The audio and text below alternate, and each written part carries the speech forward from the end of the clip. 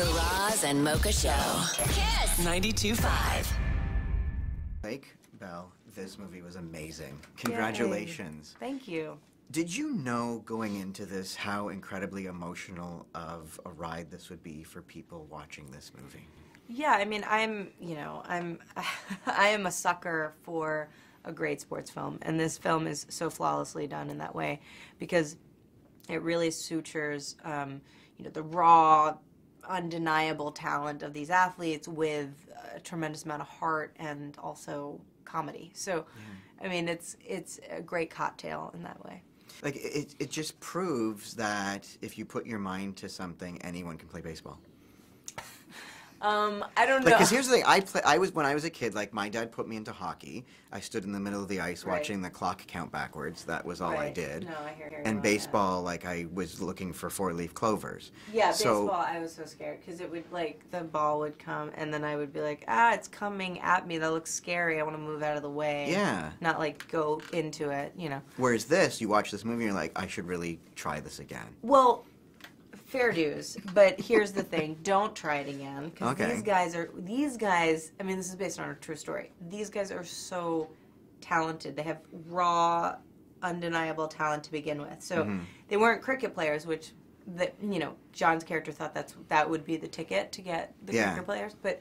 And that's the best part of the story when it's like they weren't. Yeah, they weren't. Yeah. But the idea that they just they just own this talent.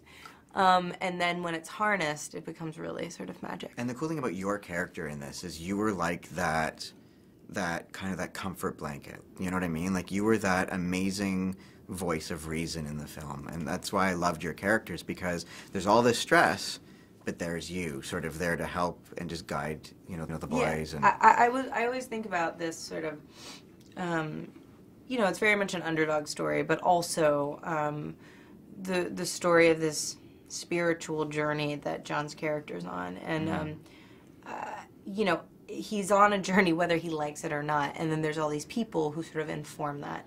Yeah. And my character being one of them, and being someone to call him out on his crap, when which is a rarity for someone like that in a place of high status, and in a myriad of parts of his life. So I kind of, I enjoy Brenda's, cojones and directness. Yeah. I think that's the only kind of woman that could kind of garner his attention. Can we talk about how cool your name is? We can. Like I've been obsessed with your name since I knew I was going to have the opportunity to be lucky enough to talk to you. Okay. And I'm just like, I wonder if she has like a brother name, School. School? School? Like School Bell. Oh, okay, so you're going with the Bell thing, because usually people go with the lake part. Yeah, I know. Somebody was talking like in the other room there. People were like, everyone always asks her favorite lakes, and I'm like, no, I never even thought of that. Yeah, I was thinking more of the Bell side. The Bell part. The Bell part. No, but obviously Lake Superior is my favorite lake for obvious reasons. Yeah. But so what's your favorite Bell? My favorite Bell. I mean, look. See, I'm that guy that's going to take the last Bell. name angle. Interesting. Right? I mean, that's like half full. Not taco. I didn't even think of that. It was brilliant. Thank you. Brilliant. But I've also lived with the name Bell for a while. And you're not related to Alexander Graham? No. Not at all. Okay. Not even slightly. Okay. However, there are a lot of bells in Hollywood, but there's not a lot of lakes. You know what I'm saying? Yeah. So, and the combination, the double noun situation is great, because when you're a kid, you can always look up your name in the dictionary. And you keep that fun name thing going, like for the kids and stuff? Yeah. I don't know. Do you have to? You don't have to. You don't technically have to. If anything, you could go, like, when you have a weird name like mine, you could go the opposite. Okay. Yeah, and, like, the more novel thing to do is to be, like, Jen, or Kate. It's like... to do and then a shock name. the world. And exclusive, then, blah, blah, blah. Right. Okay. Yeah. But it's not really. At the end of the day, I mean, we might go cuckoo. Who knows? We've got a lot to think of. We've got 6 months to think about it. I'm like, whatever, just do your thing. Do your thing. Yeah. Yeah.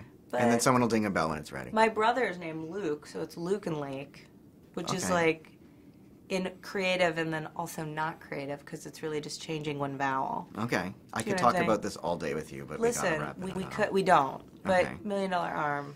But congratulations. Absolutely amazing film. Thank you. This movie is going to win a ton of stuff. Seriously, this is so good. Just like win, like Oscars? just Golden they Globes? just like win the heart of my mom. That's all, yeah. Yeah. That's all that matters. That's all that matters. Mother's Day. Thank you so much. It's fantastic. Cool. The Roz and Mocha Show. Kiss 92.5.